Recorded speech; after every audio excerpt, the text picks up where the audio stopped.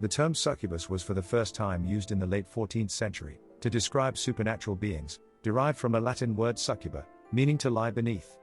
According to the folklore belief, Succubus is a descendant from the ancient figure of Lilith, who was the first wife of Adam.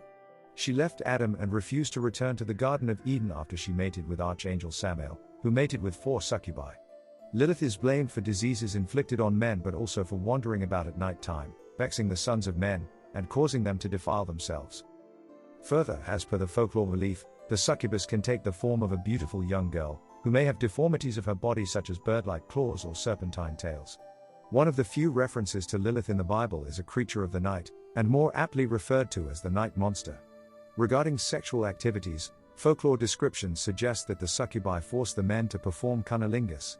As per the religious beliefs, having repeated sexual activity with a succubus can lead to deterioration in both physical and mental health, or can also lead to death. Many other cultures have sex demons as part of their mythology, analogous or similar to the incubus and succubus. In Arabic culture, there are descriptions of jinns, who are thought to be responsible for similar sexual acts. According to African beliefs, men who experience having sex with succubus in dreams find themselves exhausted as soon as they awaken.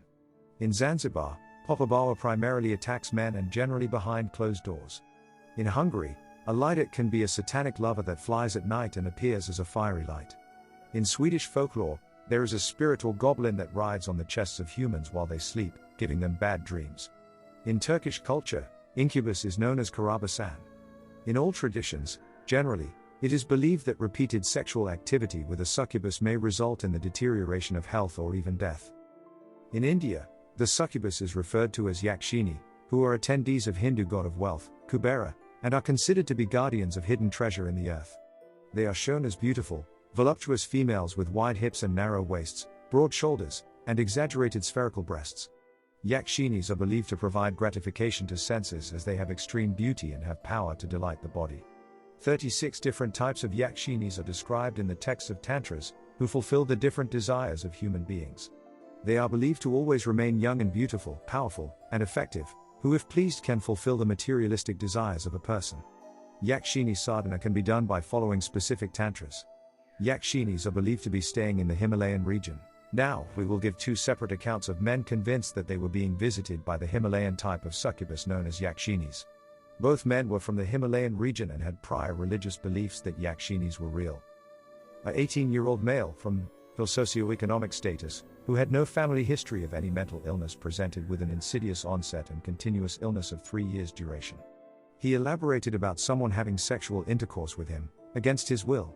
On mental status examination, the patient appeared to be very much distressed with his psychopathology.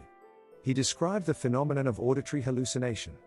In addition, the patient explained that at night, when he would go to his bed, he could feel the sensation of being touched by a female, whom he would describe as a good-looking woman. He would be able to feel his private parts being touched, leading to erection and ejaculation. He did not want this experience, this would happen against his will, would feel guilty about having such an experience and having sexual contact with an unknown female, and he was fully convinced about having such an experience. Very occasionally, he would get up from the sleep after this experience and remain distressed and fearful. In his explanation, he had a strong belief that a witch was doing so, but would not be able to point out the exact figure of which. A 24-year-old male, who has been using cannabis-independent pattern, presented with an insidious onset and continuous illness of 2 years' duration, characterized by the delusional percept and tactile hallucinations.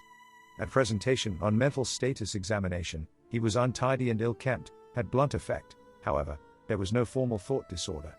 He ascribed the voices heard to one of his female teacher, who would express her love toward him in the conversations heard as part of the auditory hallucinations.